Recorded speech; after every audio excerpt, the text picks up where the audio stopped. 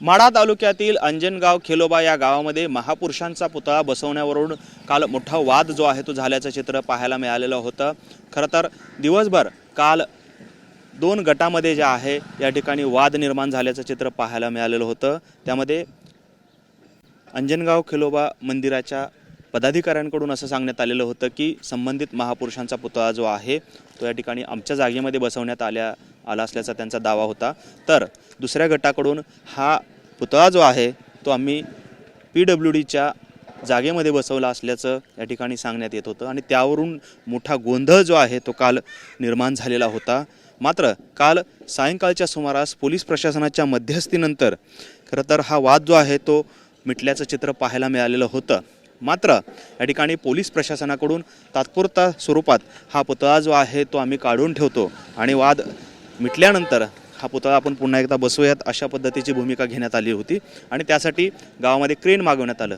मात्र या ठिकाणी हे क्रेन मागवल्यानंतर पोलीस प्रशासनाच्या विरोधात दुसरा गट जो आहे तो आक्रमक झाल्याचं चित्र पाहायला मिळालं आणि त्यांनी पोलिसांवरती या ठिकाणी दगडफेक केली। त्या दगडफेकीनंतर मात्र पोलीस प्रशासनाकडून आंदोलकांना हुसकावण्याचा प्रयत्न जो आहे तो करण्यात आला। आपण पाहतो या ठिकाणी हे अंजनगाव खेलोबा गावातलं हे अंजनगावतलं खेलोबा मंदिर आहे आणि या खेलोबा मंदिराच्या परिसरात आपण पाहतोय खरं तर मोठा दगडांचा खच जो आहे तो या ठिकाणी पडल्याचं चित्र आपल्याला पाहायला मिळते। खरं तर पोलीस प्रशासनावर दगडफेक झाल्यानंतर पोलिसांकडून जमावाला शांत करण्यासाठी या ठिकाणी बळाचा वापर करण्यात आला आणि त्यांना हुसकावण्यात आलं। खरं तर या वादानंतर मात्र आता पोलीस अधीक्षक अतुल कुलकर्णी यांनी मध्यस्थी करत मध्यरात्री या ठिकाणी या संपूर्ण वादावर जो आहे तो तोडगा काढल्याचं चित्र पाहायला मिळतंय। खरं तर जोपर्यंत ही जागा कुणाची आहे हे निश्चित होत नाही तोपर्यंत आम्ही पुतळा या ठिकाणी ठेवू असं पोलीस प्रशासनाकडून स्पष्ट करण्यात आलेलं आहे।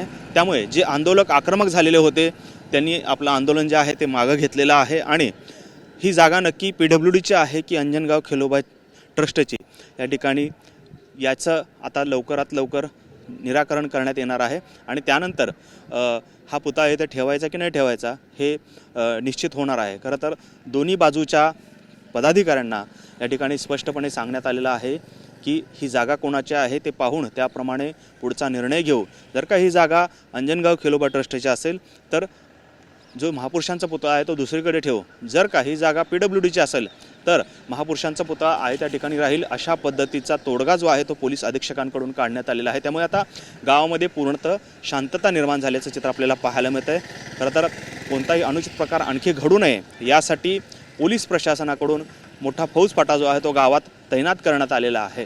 त्यामुळे आज दिवसभरात नक्की काय घडतंय हे पाहणं देखील महत्त्वाचं ठरणार आहे। खरं तर ओबीसी नेते लक्ष्मण हाके हे देखील या गावात येणार असल्याचं त्यांनी जाहीर केलेलं होतं। त्यानंतर आता पोलीस प्रशासन त्यांना या गावात येऊ देतात की नाही हे पाहणं देखील महत्त्वाचं ठरणार आहे। कॅमेरामन विनोद उमनाबादकरसह सागर सुरवसे, TV9 मराठी, माढा, सोलापूर।